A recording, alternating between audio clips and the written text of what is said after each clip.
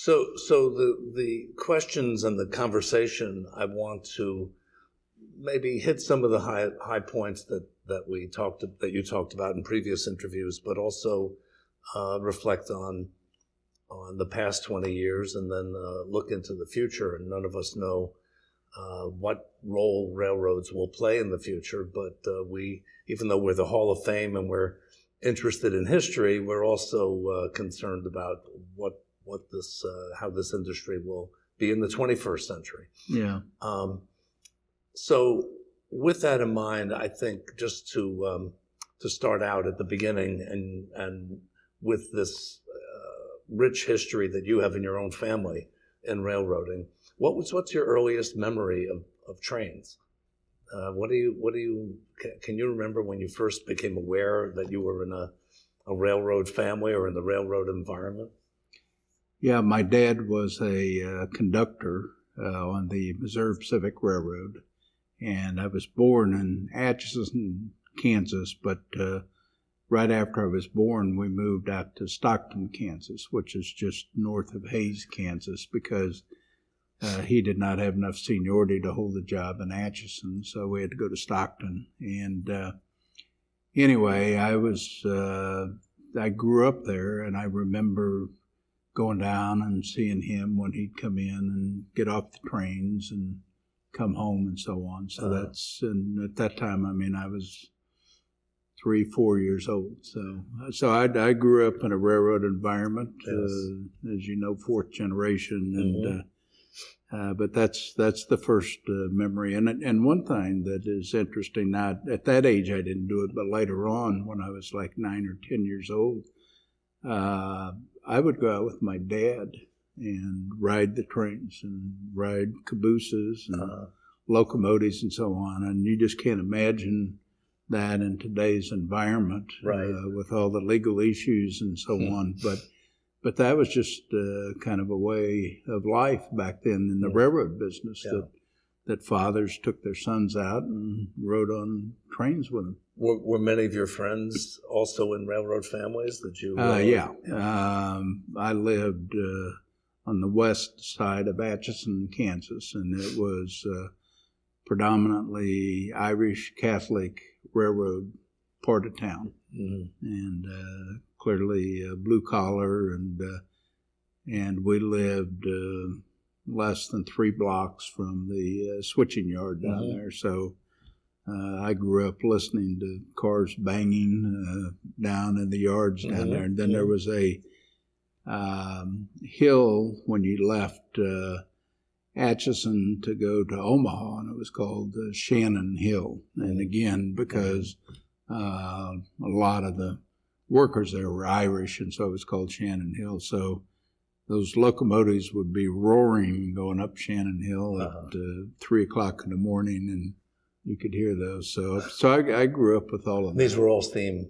No, at that time, the steam was being phased out in the 1950s. Okay. And so mostly diesels were coming in, but there were a few steam engines left. And that's one thing I would do in Atchison. If I heard a steam engine was coming through town, we would make sure we went down and saw it. And I remember one time when I was with my dad up in Hastings, Nebraska, when I was out on the train with him. We had diesel locomotive, but the Union Pacific also went into Hastings, Nebraska, and so the crew let me get up on the steam engine that they were using to switch cars.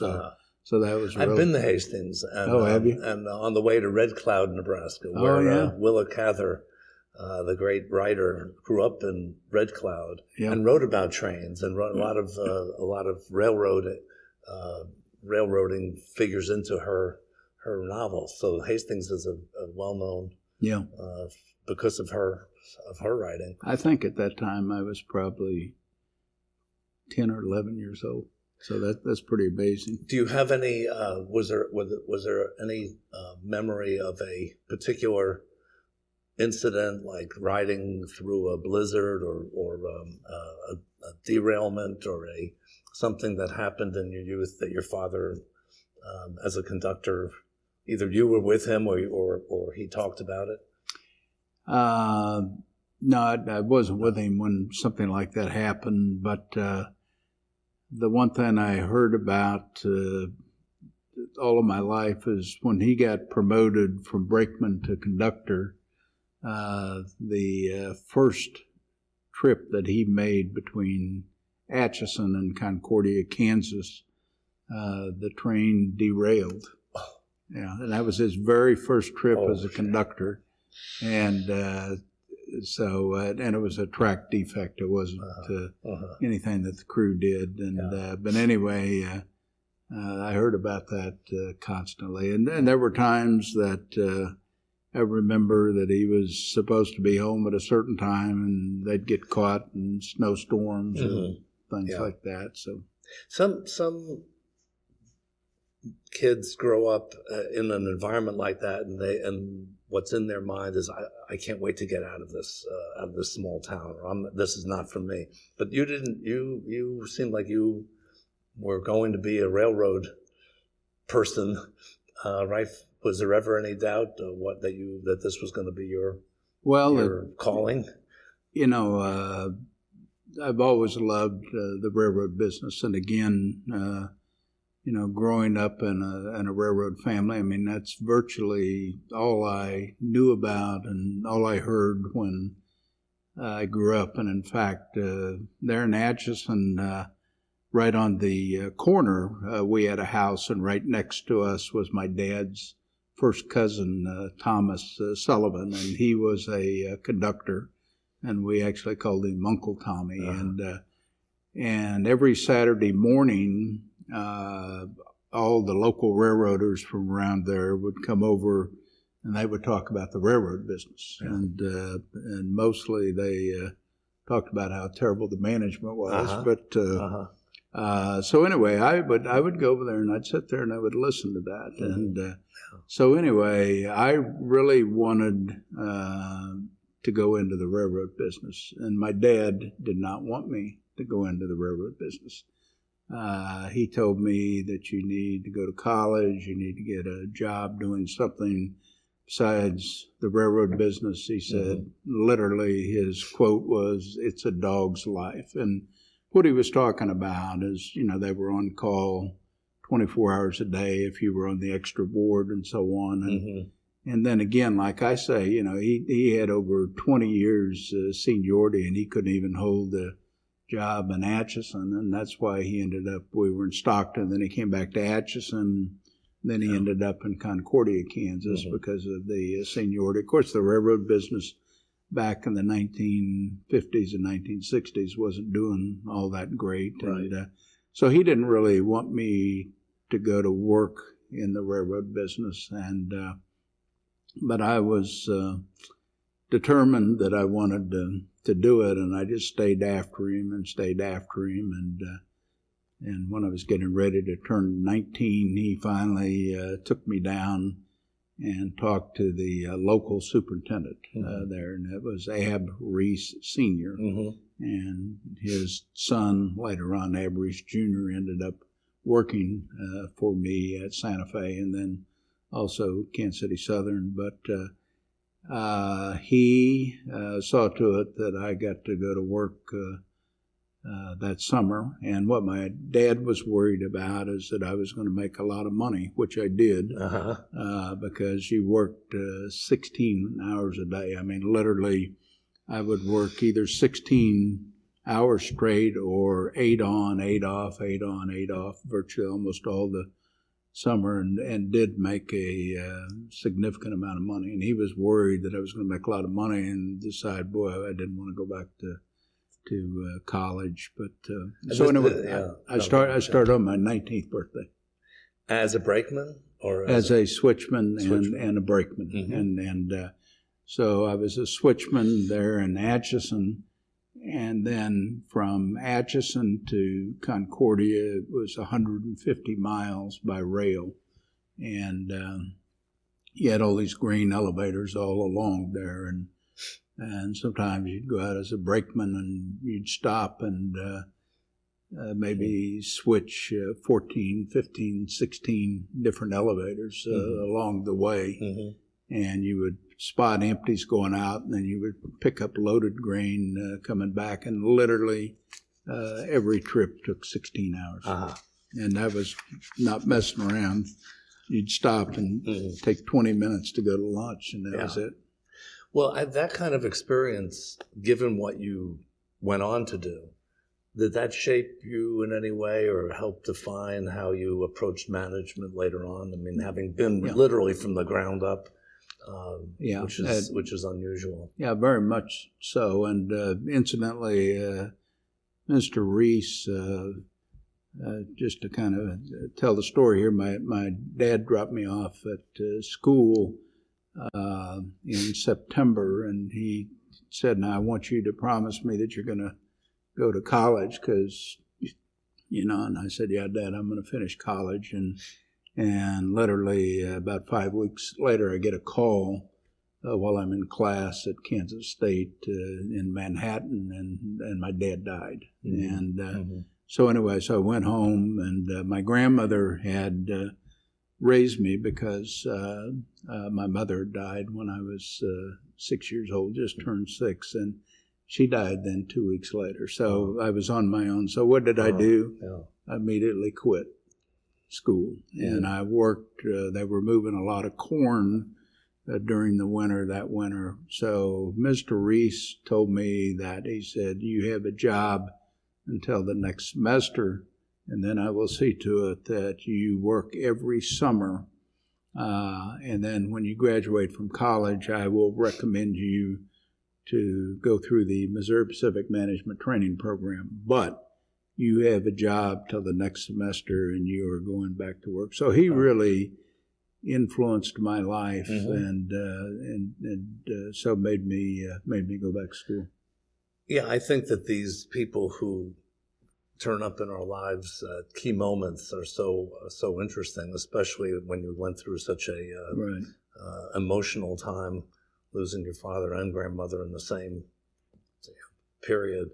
So he must have been a really he was a railroad guy, but he was more of a mentor to you. Yeah, he really was. And one of the things you asked the question, and incidentally, the next summer, the first summer, there was not that much grain moving. So I ended up working on the track gang. I was a track laborer, and I remember I played football in high school and college. So I thought, well, I'm a pretty tough guy. I go out there. I remember I went to work. By the time I got off at 4:00 in the afternoon, I was in bed and did not get up until the next morning working on a track gang. I saw how hard those guys work. So it really did influence me tremendously, coming from the ground up and knowing everything that was done. And in fact, when I was a first-line supervisor with a lot of these folks, particularly in train service, they might try and tell me some story that this happened or that happened. And I said, "Hey, forget about that. I've been there, done that." So there's nothing that I haven't done that you've done, so I know all about it. So and anyway, they actually ended up respecting that. Sure. Yeah, and you had actually been there. Yeah. And knew firsthand what they would, and that gave you empathy, but also gave you a little chance to have a reality check, I guess. Right. Was it more dangerous in those days, in those jobs, than it is today? Yeah. Did you witness any? It was. In fact, back when I was a brakeman, Atchison was built on kind of the side of a hill. So when they would uncouple the cars to go to couple, it was almost like a hump yard, except they didn't have any devices that would control the cars. So what you'd have to do is you would have to be up on the car as a switchman and ride it and set the handbrake so that it didn't slam into another car. So you had to constantly climb up there. And then also they had, back in those days, what were called catwalks, where on top of boxcars, you actually walked across the top of the cars. And I had a fellow that I knew real well that was actually standing on top of a car and hit a bridge and knocked him off. And in fact, out in the neighborhood where we lived, again, pretty much an Irish Catholic neighborhood, they always kept clean sheets out there, because down in the yard down there, and of course this was actually before my time, but it just shows you kind of how dangerous it was. When they'd have sleet, snow, bad weather, something like that, there literally sometimes could be 1 to 2 to 3 people killed, and all of the families kept white sheets out there that bring the body in. Wow. That goes back to the early 1900s, 1920s, and so on. Of course, by the time I started, it was the 1960s, but right. It was still more dangerous then, certainly, than it is today. And you didn't have the rules that you have today. You didn't have drug tests. You didn't drug and alcohol tests, and so on. And I will tell you that it was alcohol on the job was common, yes. Even during the times in the 60s when I was there, before they put in mandatory drug testing and alcohol testing. Yeah. I should ask about, you mentioned being an Irish Catholic family, how, what role did the church play in those little towns? Was there one church? Were there several churches? Well, it's really almost unbelievable, but Atchison was a town of 10,000 people, and they had 3 different parishes in a town of 10,000, which is unheard of. Wow. St. Benedict, St. Joseph, and Sacred Heart. And on the west side of town where we were, that was Sacred Heart. And then they also had St. Benedict's College, an all-boys Catholic college. Then they had Mount St. Scholastica Catholic college for ladies. And then they had an all-boys Catholic high school, Moore Hill, and an all-girls Catholic school, Mount St. Scholastic Academy. So very much a Catholic community, particularly, over on the west side of town.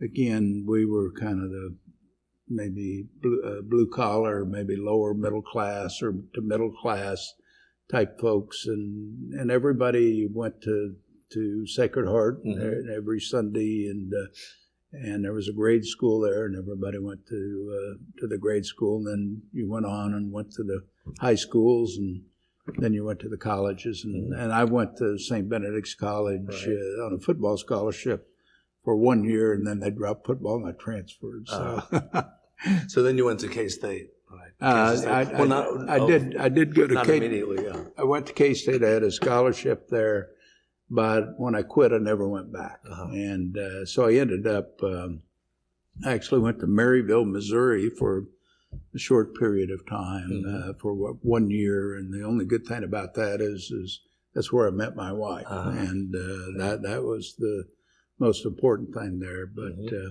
actually, I didn't get along all that well with the coach, and I'd been offered a scholarship in Lafayette, Louisiana, University of Southwestern Louisiana at that time. It's now called University of Louisiana Lafayette, the Ragin' Cajuns. And so anyway, so I went down there. I had 2 years of eligibility left, and I went down and finished college down there. I got my undergraduate degree there, and Marlis and I, then we got married, and our daughter was born there, and my coach was Raymond Blanco, who had graduated from St. Benedict's in Atchison, and then his wife later became the governor of Louisiana. Oh, yeah. Kathleen Blanco. Blanco, Yes. right after the Hurricane Katrina. Right during Yes. Hurricane Katrina, and she took a lot of flack that she should she should not have taken. And let me tell you, she is a wonderful lady. That's an interesting connection. What position did you play?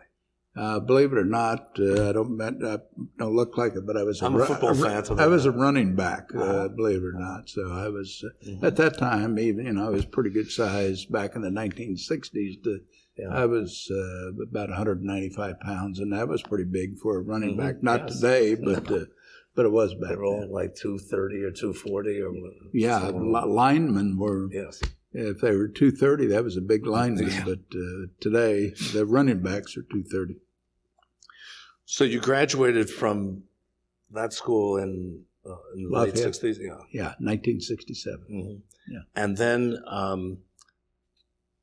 there was a decision about whether you were going to go into the Air Force or you were going to go into railroads, or what was the turning point there for you?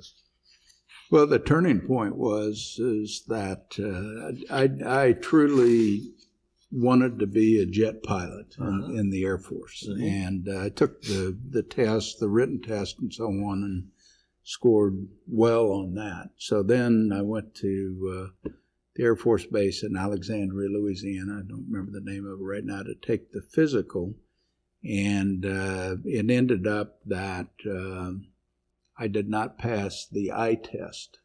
They said I didn't have perfect 20/20 vision, which is interesting because I think it was meant to be that I wasn't supposed to pass that test, because when I was 70 years old, I took an eye test and they said, you got perfect 20/20 vision. But anyway, so they were losing a lot of pilots in Vietnam, and so anyway, I didn't pass the test. So I said, well, if I'm not going to be a pilot, I don't want to go into the Air Force. And so they came back to me and said, you can be a navigator and we will upgrade you then to a pilot, because they needed pilots. Mm-hmm. So I was waiting to get into officers candidate school. And so I went up to Des Moines, Iowa, where my wife lived, and we lived with her parents for a while. Mm-hmm. And I went to work as a switchman for the Rock Island Railroad. And so I was working there. And then, so I would, and everybody actually wanted me to become a stockbroker.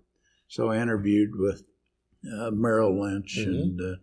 and so on. But I was really thinking maybe I really wanted to go into the railroad business. And I went over and I interviewed with the Union Pacific in Omaha, and they advised me that I was not up to their standards, that I wouldn't qualify to go into their management training program. And I told them that I had been approached by Missouri Pacific, and they said, well, you would be better off going with the Missouri Pacific. So I did. Yeah. And probably later in my career, I came back to haunt the Union Pacific, so they might have wished they had done I bet.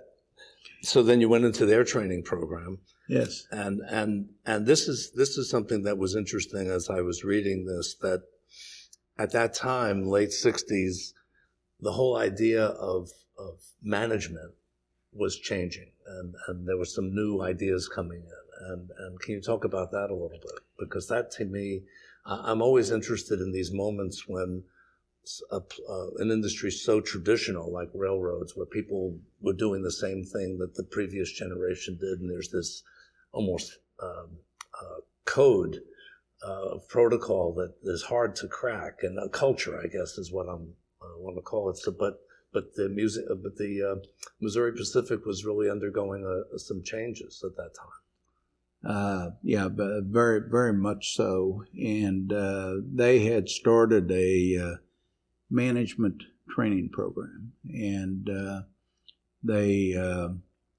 had decided that they were going to hire college-educated people to come to work for them, and that they also were changing to try and figure out how to computerize operations. Mm-hmm. And that was the term that was used back then, computerize it. Mm-hmm. And so the Southern Pacific had a great management training program and really turned out a lot of great people. And Missouri Pacific hired a fellow named Gurdon Sines, who had put in the perpetual inventory system on the Southern Pacific, and Downing Jinks, who was the head of Missouri Pacific and a tremendously talented and entrepreneurial type individual that wanted to take the railroad industry to the next level. He hired Gurdon Sines. And so when you went into the management training program, you would go through that. It was to last a year. I got through it, I think, in about 8 or 9 months. And then you would spend like a year as a first-line supervisor. And then you would go, today it's called information technology, but back then I think it was called the computer department or whatever. And so I went up to the Missouri Pacific had bought the Chicago and Eastern Illinois 51%, and Louisville and Nashville owned 49%. And so I got sent to the CNEI to put in the pickle system. And we would have, this was not what you would think of today. We had what were called these IBM 402 machines. Punch cards. And then you had punch cards on there, and every card would represent a car. So you would print out that, and then you would have where you had these pigeonholes that represented tracks. So the yard master would then mark up where all the cars were going. So then there would be somebody over there that would take the cards and put them in the different pigeonholes, and that's how you kept track of it. And that's how it all got started. And so my job was to implement the perpetual inventory system, the pickle system, as it's called, up in Chicago. And then were you living in Chicago then? We did, yeah. We lived in Riverdale, down the south side, kind of a tough side of town. And they kept trying to recruit me to be a manager up there, and I wanted to get out of Chicago because of the cost of living and all the stuff that was going on up there. But this is the late 60s. This by then was when I went up there was 1969, and so then in 1970 I got a call, and they advised me that I was the night train master. In charge of operations from South Chicago into Canal Street in Chicago through not too nice of areas. And we had at that time 27 different interchange points where we interchanged with other railroads. And so I was out at night all the time, and my poor wife was at home with her daughter, and it was quite an experience. And I was there right after the riots that took place, the Democratic National Convention that carried on for another 2 years. And I mean, I literally would go, the tracks we operated over, which were the CWI, Chicago and Western Indiana, down to Canal Street. I mean, the high-rise apartments would be, they would be on fire. And in fact, our crew radioed in one time when a policeman got killed that they saw it happen right there. And then when I was working, we had gangs that were robbing our trains, and they would bomb the trains every night with Molotov cocktails. And they told us to stop the trains so they could rob them. Sounds like the old Wild West or something. I'll tell you, it was close to it. And that's the reason that I ended up leaving Missouri Pacific. And that's how I ended up going to the Santa Fe. I just want to, before we get onto Santa Fe, I wanted to ask about this pickle system and this whole idea of introducing new ways of managing. How much, it sounds like this was a perfect time for you as a young man to embrace this kind of change, but was there much resistance within the older management to the computer or to doing things in a new way? Yeah, and not only resistance to the computer side of it, but also resistance to hiring college-educated people to come in to help run the railroad business. And that was just not something prior to the 60s that you saw very much of, having college-educated people in the rail industry. And again, Missouri Pacific had a tremendous management training program. And if you look around afterwards of some of the people that went on to run the nation's railroads, the majority of them went through the Missouri Pacific Management Training Program, and the majority of them came from Kansas. For example? Dick Davidson, Matt Rose worked as a switchman in Atchison, Kansas, and then he went through the Missouri Pacific Training Program. But Art Schoner, let's see, later on, John McPherson became president. He was from Kansas, but he didn't go through the Missouri Pacific program, but he did go through the Santa Fe Management Training Program. And at these training programs, what was the emphasis on? More efficient use of resources, or labor relations, or what did they? They wanted you to learn a little bit about every department, and my wife and I lived in the suburb of St. Louis, Fenton, Missouri, and unfortunately, I had to leave about every Sunday afternoon and did not get home until Friday night. And so I was on the road most of the time. So like the first assignment I had was to come here to Kansas City and to work with the marketing and sales people. And I spent 6 weeks here. And then I went to the mechanical department and spent time down in Little Rock, Arkansas. And then I would go out on the track with the engineering people. And then I spent time in St. Louis with the human resources people and the accounting people. They wanted you to not necessarily learn everything of exactly how to do it, but at least to make the connections with people within the company that were in these different departments. So when you went out and became a manager, you would know about every department. And it was just a fantastic training program. So you in effect, not only did you break in at a time when this management was becoming important, but from your own family history, you were the first to go not only to college, but to be in management. Were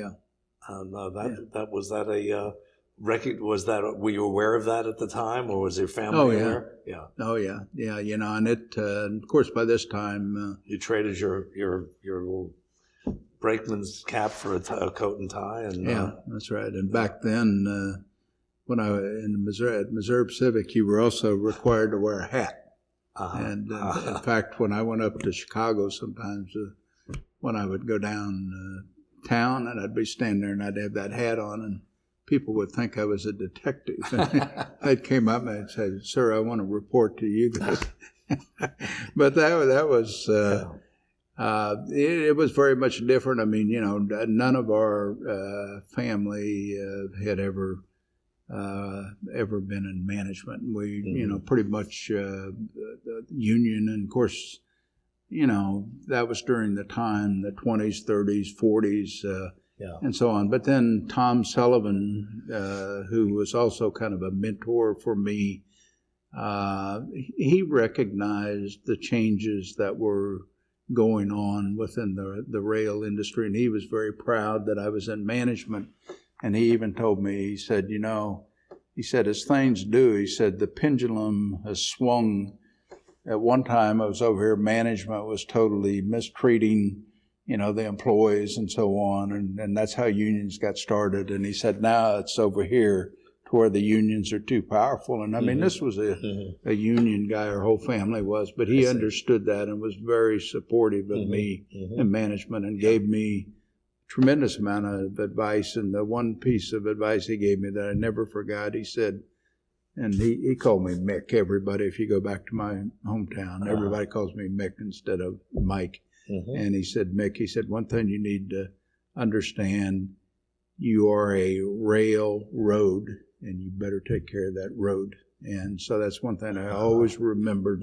You better maintain the track. And over the years, I saw where people would neglect the track and let it go down and so on. And it cost you 3 times as much to bring it back up to the proper standard, that as opposed if you would have just kept maintaining it the way it should be. Such an obvious thing, but still so important, you know. But I wish we had.